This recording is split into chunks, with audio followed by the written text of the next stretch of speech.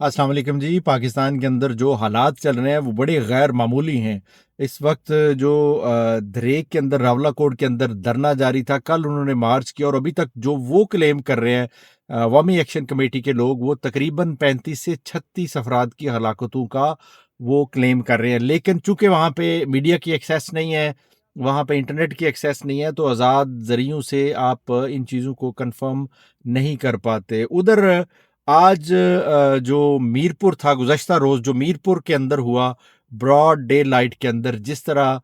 Police کے جتھے جو ہیں وہ سول کپڑوں کے اندر گھومتے رہے، اور پھر انہی کے ساتھ جو ہے جو عوامی ایکشن کمیٹی کا ایک گروپ وہاں پہ اپنی ڈیمانسٹریشن کر رہا تھا، تو ان کے اوپر جو ڈائریکٹ فائرنگ کی گئی، اس سے جو ویڈیوز آئیں، اور بدقسمتی یہ ہے کہ ان ویڈیوز کو ہمارا نیشنل میڈیا جھوٹا قرار دیتا رہا سارا دن اس کو ایک بیانیہ اور جو ہے وہ ناکام پراپاگنڈا قرار دے کے، حالانکہ وہ ویڈیو سچی ہیں۔ خود میں نے دیکھا کہ ہمارے ایک دوست ان دنوں پاکستان پہ ہیں، گئے ہوئے ہیں پاکستان کے ٹور پہ ہیں، چونکہ یہاں چھٹیاں ہیں تو لوگ چھٹیوں میں پاکستان جاتے ہیں۔ اس دفعہ ویسے اتنے لوگ نہیں گئے، اسی وجہ سے کہ حالات خراب ہیں۔ لیکن جو ان کا جب میں نے دیکھا فیس بک پہ اوپر انہوں نے جو لگایا کہ میں میرپور شہر کے اندر تھا، وہ سراؤنڈنگز میں رہتے ہیں، تو اس وقت اتنا خوف پیدا ہو گیا تھا، اتنا ایک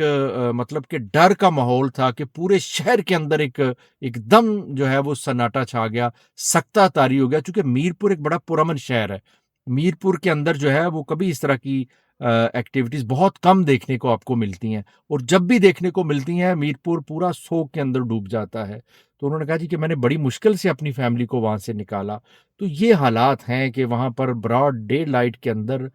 جو ہے براہ راست فائرنگ کر کے 3 سے 5 لوگوں کو مارے جانے کی اطلاعات ہیں، جو یعنی شاہدین سے بات ہوئی، جو وہاں پہ موجود لوگوں سے بات ہوئی، لیکن اگین یہ کنفرم چیزیں نہیں ہیں۔ لیکن میرپور کے اندر ایک خوف کا ماحول ہے، ایک جبر کا ماحول ہے۔ آپ دیکھ سکتے ہیں کہ وہاں چونکہ میرپور کے لوگ بڑے پرامن قسم کے لوگ ہیں، وہاں کی زندگی بڑی سموتھ ہے، اور وہاں کی وائب جو ہے وہ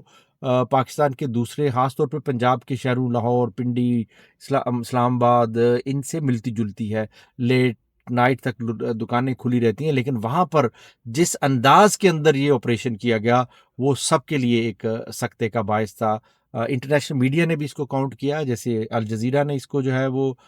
کور کیا، لیکن اگین پاکستان کی جو سیکیورٹی ادارے ہیں، آزاد کشمیر کے جو سیکیورٹی ادارے ہیں، وہ سارے اس کو بالکل اسی بیانی کے مطابق کر رہے ہیں، رپورٹ کر رہے ہیں جس طرح سے وہ پچھلے 50 سال سے کرتے آ رہے ہیں۔ ادھر بلاول بھٹو زرداری صاحب کی آج اگر تقریر سنیں تو وہاں بھی آپ کو بہت کچھ نظر آئے گا۔ پہلے تحریک انصاف کے ساتھ یہ سب کچھ ہو رہا تھا تو سارے ایکسیپٹ کر رہے تھے کہ کوئی بات نہیں ہے، ایک پارٹی کو کونے لگایا جا رہا ہے، اس کے ساتھ یہ سارا ظلم اور زیادتی ہو رہی ہے، ہم تو کم از کم بچے ہوئے ہیں۔ آج بلاول زرداری صاحب کی تقریر سے آپ کو یہ لگا ہوگا کہ وہ بغاوت کرنا چاہتے ہیں، لیکن بہت ساری بیڑیاں ہیں جو ان کے پاؤں کے اندر ہے، جو ان کو چھوڑ نہیں پا رہی، اور انہوں نے کہا کہ میں اپنا 100% مینڈیٹ جو ہے وہ واپس لے کے رہوں گا، اور انہوں نے اسٹیبلشمنٹ سے بھی سوال کیا کہ سسٹم کو جس کا وہ سہارا بنے ہوئے ہیں، سسٹم 2 پہیوں پہ کھڑا ہے، اور ایک نون لیگ کا پہیہ ہے اور ایک پیپلز پارٹی کا پہیہ ہے۔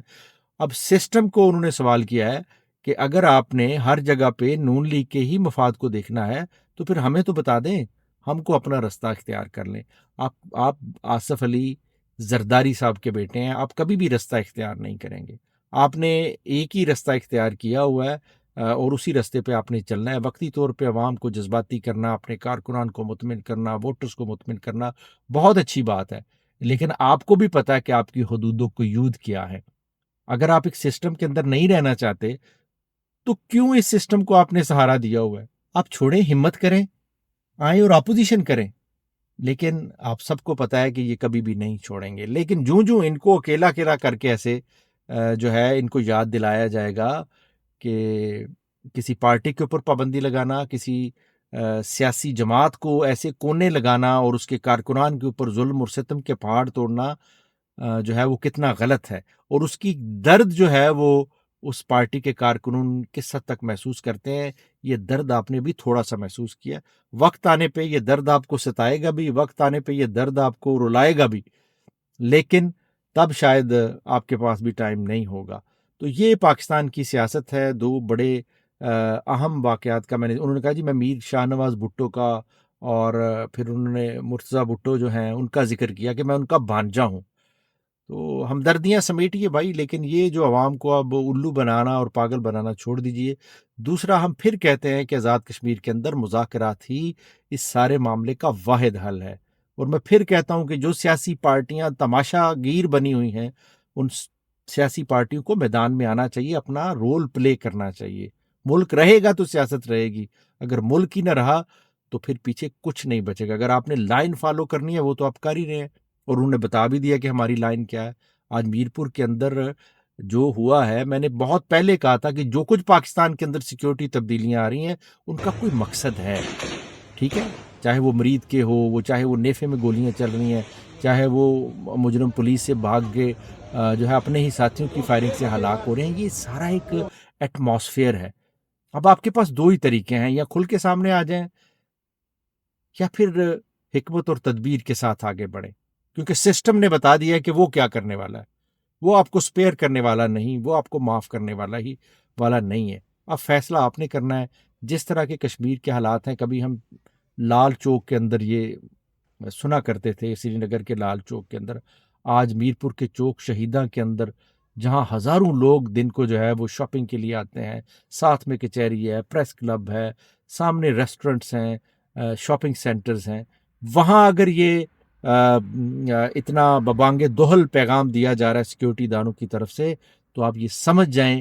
کہ شاید ان لوگوں کے لیے نہ پاکستان مقدم ہے، نہ ان کے لیے کشمیر مقدم ہے، نہ بلوچستان، اور نہ ہی کوئی اور۔ ان کے لیے جو مقدم ہے وہ انہوں نے آپ کو بتا دیا۔ اس لیے اب بھی میں کہتا ہوں سیاستدانوں کو کہ اگر اپنی سیاست بچانی ہے، آپ لوگوں نے اگر اس ملک کو بچانا ہے تو آپ لوگوں کو آگے آنا چاہیے، اور ان لوگوں کو جو گولی کے زور پہ لوگوں کو سمجھانے کی کوشش کر رہے ہیں ان کو یہ بتانا پڑے گا کہ بھائی میرے اب ٹیبل پہ آ جاؤ۔ ابھی تو سب اچھا ہے، ٹرمپ صاحب کی بھی چھتر چھایا ہے، لیکن یہ چھتر چھایا ہمیشہ نہیں رہتی۔ یہ مشرف صاحب سے پوچھ لیں، یہ ضیاء الحق سے پوچھ لیں، یہ یحییٰ خان سے پوچھ لیں، یہ ایوب خان سے پوچھ لیں۔ یہ چھتر چھایا ہمیشہ نہیں رہتی، یہ بدلتی رہتی ہے، اور پھر ہسپتالوں کے اندر لوگ ایڑیاں رگڑ رگڑ کر مرتے ہیں۔ اس لیے خدا را ہوش کے ناخن لیں، اس ملک کی صورتحال پہ کچھ خیال کریں، اور سنجیدہ لوگ آگے آئیں، سیاستدان آگے آئیں، تاکہ اس ملک کو اس بھنور سے نکال سکے، مزید بلڈ شیڈ سے اس کو روکا جا سکے۔